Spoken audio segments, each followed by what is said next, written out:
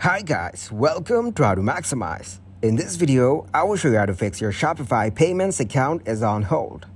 There are some accepted solutions that it's because they require supplementary account holder information for verification purposes. The Shopify account holder is sent an email with additional information. If you haven't received email, contact support directly via the given link.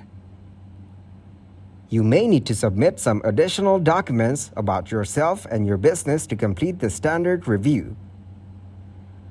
Additional documentation is required in order to complete an initial review and ensure payments continue to be sent.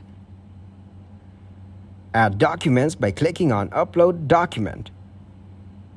Your information is secure and will only be used to complete this review.